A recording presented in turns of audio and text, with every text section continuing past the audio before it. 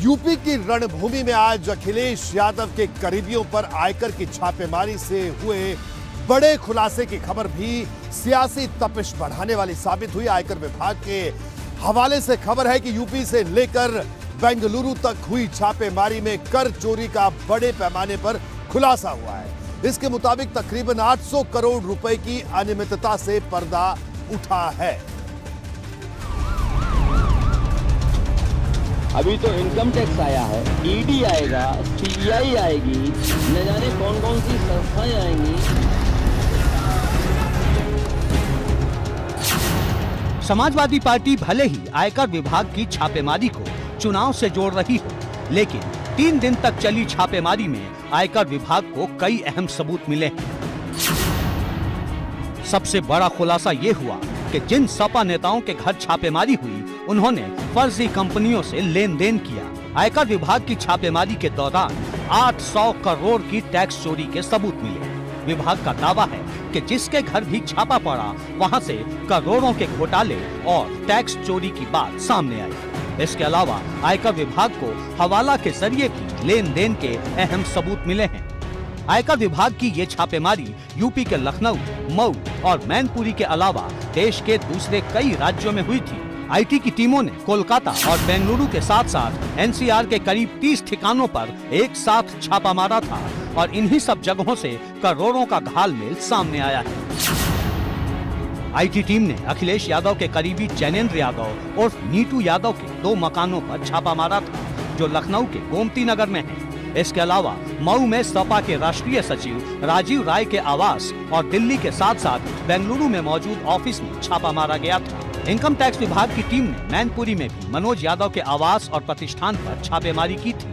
साथ ही राहुल भसीन और जगत सिंह के घर और दफ्तर पर भी छापेमारी हुई थी। छापेमारी की ये कार्रवाई सोमवार देर रात तक लगातार चलती रही। इस कार्रवाई में विभाग को टैक्स चोरी से संबंधित जो भी दस्तावेज और डिजिटल डाटा मिला है, उसे जब्त कर लिया गया है। छापे में मिले दस्तावेजों में समाजवादी पार्टी के एक बड़े नेता और उनके परिजनों के विदेशी टिकटों के बारे में भी जानकारी मिली है।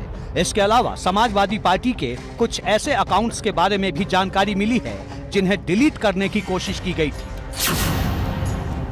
आयकर विभाग ने इन इलेक्ट्रॉनिक डिवाइसेस को फॉरेंसिक जांच के लिए भेजा है ताकि इसमें डिलीट किए गए डाटा को वापस लाया जा सके। छापे में ये भी पता चला कि अखिलेश के करीबी कहे जाने वाले शख्स ने दिल्ली में 2 शेल कंपनियां बनाई। इन शेल कंपनियों में 6-6 करोड़ रुपए की रकम थी। आयकर विभाग को छापे के दौरान इन शेल कंपनियों के एड्रेस फर्जी मिले। अखिलेश के इस कथित करीबी ने नोएडा में एक विवादित जमीन भी ली। इस जमीन की कागजों में कीमत 92 लाख रुपए है, जबकि इसकी मार्केट वैल्यू करीब 40 करोड़ रुपए बताई गई है। जितने भी सपा नेताओं और उनके करीबियों के ठिकानों पर छापेमारी हुई, उनके यहाँ से अघोषित कमाई के रूप में मोटी रकम भी बरामद हुई है। साथ ही सपा नेताओं के सिविल कंस्ट्रक्शन के कारोबार में करोड़ों रुपए के फर्जी खर्चों की गड़बड़ी पाई गई है। सूत्रों ने बताया कि छापेमारी में खाली बिल बुक्स, भारी मात्रा में स्टैम्प और फर्जी सप्लायर को भुगतान के लिए साइन की गई चेकबुक जब्त की गई है। इसके साथ ही खबर है कि मनोज यादव ने आयकर चोरी की बात भी अधिकारियों के सामने कबूल की है। पकड़े जाने पर मनोज यादव ने 68 करोड़ की अघोषित संपत्ति पर टैक्स भरने का ऑफर भी दिया था। इस छापेमारी में एक महत्वपूर्ण डायरी और अहम दस्तावेज बरामद हुए हैं। दस्तावेजों में कई जिला मजिस्ट्रेट और पुलिस अधिकारियों को रिश्वत की बात लिखी गई है। खबर मिली है कि जगत सिंह के यहाँ पड़े छापों के दौरान भी करोड़ों की आयकर चोरी का पता चला है।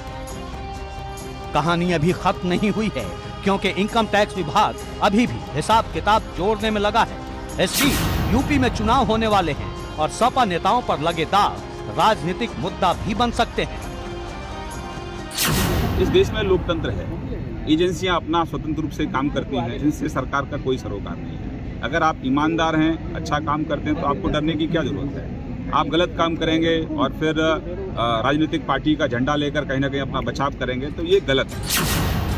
आयकर विभाग ने अगर कहीं छापेमारी की है तो इसके पीछे जरूर कोई न कोई वजह रही होगी और एक एक कर अब वो वजहें सामने आने लगी हैं जो सपा नेताओं को तो मुश्किल में डाल ही रही हैं, साथ ही यूपी के चुनावी माहौल को भी गरमाने लगी है।